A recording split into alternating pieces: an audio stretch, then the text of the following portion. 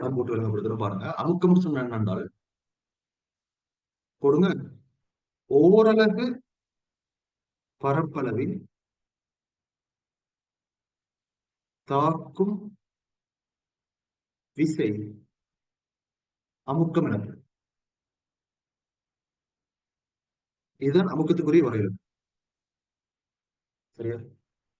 அமுக்கத்துக்கு நாங்க இங்கிலீஷ்ல சொல்ற பிரஷர் சொல்லியா, நீங்க அமுக்கம்னு தலை போட்டதானே, அதுல பிரஷர்னு போடுங்களே. அப்ப அமுக்கம் என்னண்டா ஓரளவு பரப்பளவுல தாக்கக்கூடிய விசை, அதான் அமுக்கம். ஓகே, இப்ப நாங்க என்ன விலைக்குள்ள பார்ப்போம் பாருங்க.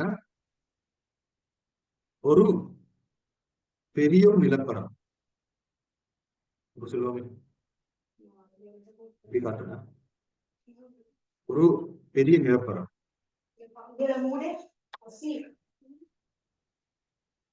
யார்ட்டையும் மைக் வேலை செய்யறோம்,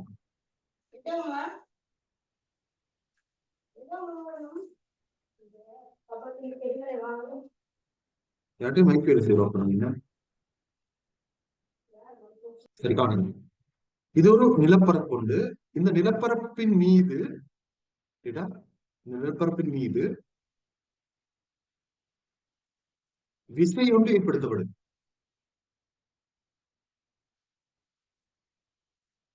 சரியா? மொத்தமா நாங்க சொல்லுவோமே இந்த நிலப்பரப்பிட பரப்பளவு, இந்த நிலப்பரப்பிட பரப்பளவு மொத்த பரப்பு நான் சொல்றேன், மொத்த பரப்பு நான் சொல்றேன் 100 மீட்டர் வர்க்கம். பரப்பளவுட அழகு வந்து மீட்டர் வர்க்கம் தானே. பரப்பளவுன்னு சொல்லி பார்க்கல, பரப்பளவுன்னா நீளம் தர அகலம் தானே. சரியா? நீளத்தை மீட்டரால் அளந்து அகலத்தை மீட்டரால் அளந்தாண்டா மீட்டர் தர மீட்டர் மீட்டர் வர்க்கமா. பரப்பளவோட அழகு வந்து மீட்டர் வர்க்கம், கனவளோட அழகு வந்து மீட்டர் கனம். சரி, இங்க வந்து பரப்பளவுன்றதுனால நாங்க மீட்டர் வர்க்கம் சொல்லி போடுறோம். மொத்த பரப்பு மீட்டர் 100 மீட்டர் வர்க்கம். சரியா? இதுல தாக்கக்கூடிய மொத்த விசை, இந்த 100 மீட்டர் வர்க்கத்துல தாக்கக்கூடிய மொத்த விசை நாங்க சொல்லுவோம் 200 நியூட்டன். இந்த மொத்த பரப்பில் தாக்கக்கூடிய மொத்த விசை 200 நியூட்டன். சரியா? 200 நியூட்டன் மொத்த விசை தாக்கி இருக்குது. எந்த பரப்புல? 100 மீட்டர் வர்க்கத்துல தாக்கி இருக்கு. சரியா? அமுக்கம் என்ன தெரியுமா? அமுக்கம் சொன்னா இங்க பாருங்க, 100 மீட்டர் வர்க்கத்துல 200 நியூட்டன் தாக்குதுன்னு சொன்னா அமுக்கம் என்ன தெரியுமா? 1 மீட்டர் வர்க்கத்துல எவ்வளவு விசை தாக்கி இருக்கும். 1 மீட்டர் வர்க்கத்துல தாக்கி பாருங்க. சரியா? யாரும் சொன்னீங்க 2ன்னு சொன்னீங்க. Yes, 2 newton. சரியா? 2 நியூட்டன் தான் அமுக்கம். அமுக்கம்னு சொன்னா ஓரளவு பரப்பளவு, ஓரளவு பரப்பளவு நீங்க நீ சொல்ல வரக்குள்ள 1 மீட்டர் வர்க்கத்தை தான் சொல்ல வர. நீங்க ஓரளவு பரப்பளவுன்னு சொல்ல வரது 1 மீட்டர் வர்க்கத்துல தாக்கக்கூடிய விசையோட பருமன். சரியா? அதான் அமுக்கம். அப்ப இதுக்கு வந்து காரணத்துக்கு ஒரு சமன்பாடு முடிக்கிற, அமுக்கத்தை காரணத்துக்கு ஒரு சமன்பாடு முடிக்கிற. அமுக்கம் சமன்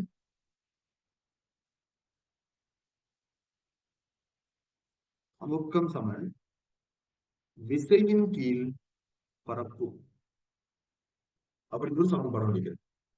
சரியா? எங்களோட புக்ல வந்து நல்ல தெளிவான ஒரு வரையறுக்கணும் தந்திக்கிற, அந்த வரையறுக்கிறது தான் நீங்க எழுதணும். நான் சுருக்கமா சொல்லிக்கிற வரையறுக்கிறத எங்களோட புக்ல சொல்லிக்கிறேன்னு சொன்னால் செவ்வன் விசையின் கீழ் விசை தாக்கிய பரப்பு, அப்படிதான் என்னோட புக்ல சொல்லிக்கிறேன். சரியா? அதான் சரியா? செவ்வன் விசையின் கீழ்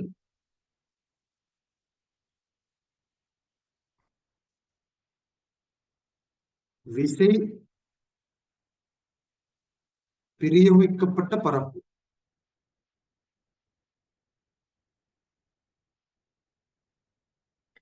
சார் செவ்வன் விசைனா என்ன? சொல்லிதான் செவ்வன் விசையின் கீழ் விசை பிரயோகிக்கப்பட்ட பரப்பு. அப்ப நம்ம செவ்வன் விசை நீங்க என்ன சொல்ல வரேன்னு சொல்லித்தாங்க. என்ன செவ்வன் விசைன்னு சொன்னா ஏன் நம்ம சாதாரணமா விசைன்னு சொல்லி பயன்படுத்தாம ஏன் நாங்க செவ்வன் விசையை பயன்படுத்திக்க பாருங்க. செவ்வன் விசை நீங்க நீ சொல்ல வாரது என்னன்னா இதைத்தான் சொல்ல வர தெரியுமா. இப்ப நாங்க பாப்போமே, ஃபர்ஸ்ட் நீங்க முதலாவது இந்த செவ்வன் விசையை விளங்கப்படுத்துறேன். இதை ஃபுல்லா போட்டுக்கோங்க. இதை பாயிண்ட் அப்படி ஃபுல்லா போடுவோம். அந்த பாக்ஸ்ல வச்சு அதை போயிட்டு ஃபுல்லா வரும்.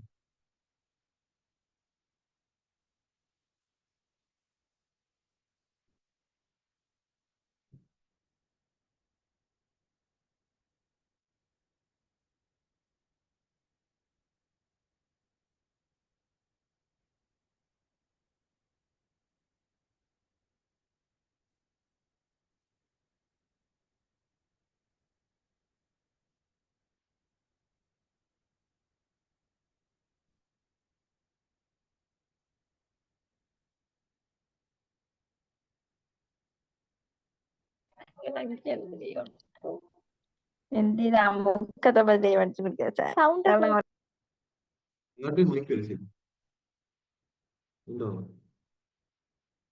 அரும்புத்தோணும் அப்ப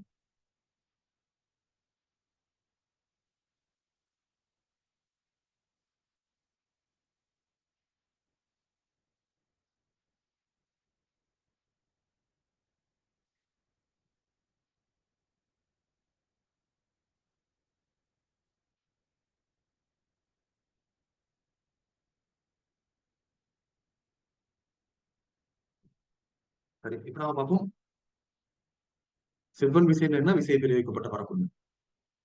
பாருங்க இப்ப நான் ஒரு உதாரணம் சொல்றேன். சரியா ஒரு உதாரணம் சொல்றேன். ஆஹ்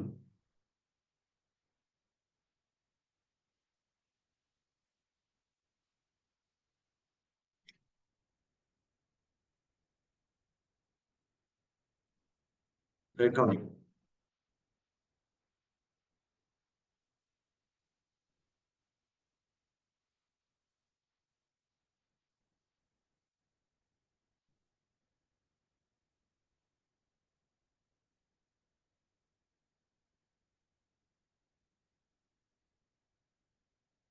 ரைட் ஓகே. இது வந்து ஒருத்தருட நான் பாதத்தை காட்டிக்கிறேன். ஒருத்தருட பாதம். சரி அப்ப என்னன்னா உங்களுக்கு தெரியும் இவர் வந்து அவர்கிட்ட இந்த பாதத்தை நிலத்துல தொற்ற மாதிரி வச்சுக்கிறான்னு எப்பவுமே. சரியா இப்ப நான் என்ன கண்டுபிடிக்க போறேன்டா இவர்கிட்ட பாதத்தால நிலத்தின் மீது ஏற்படுத்தக்கூடிய அமுக்கத்தை கண்டுபிடிக்க போறோம். சரி நிலத்தின் மீது ஏற்படுத்தக்கூடிய அமுக்கத்தை கண்டுபிடிக்க போறோம். அவர்கிட்ட பாதத்தால நிலத்துக்கு அவர் எவ்வளவு பிரஷர் கொடுக்குறாரு, அவர் எவ்வளவு பிரஷர் கொடுக்குறான்றதை கண்டுபிடிக்க போறோம். அதை எப்படி கண்டுபிடிக்கிறேன்னு சொல்லி பார்ப்போம். பாருங்க அவர்கிட்ட நீரை கேட்டா அவர்கிட்ட உடல் நீரை கேட்டா உடல் நீரை உங்களுக்கு தெரியும் ஒரு மனிதன் எடுத்தன்னு சொன்னா 2 பாதங்கள் இருக்கிற இல்லையா. கேட்டா மனிதன் எடுத்தோன்னா 2 பாதங்கள் இருக்கிற அவர்கிட்ட முழு உடல் நீரையும் ஒரு பாதத்துக்கு போறல. ஒரு மனுஷனை நீங்க எப்படி பாத்தீங்கன்னா சரியா இத மனுஷன்வீங்களே இதுல அவருடைய முழு உடல் நிறையும் வந்து 2ஆ பிரிஞ்சு 2 பாதங்களாலையும் தான் நிலத்துக்கு வழங்கப்படுறது. ஒரு பாதத்தால மட்டுமல்ல. சரியா நாம சொல்லுவோமே இந்த மனுஷன் ஒரு பாதம்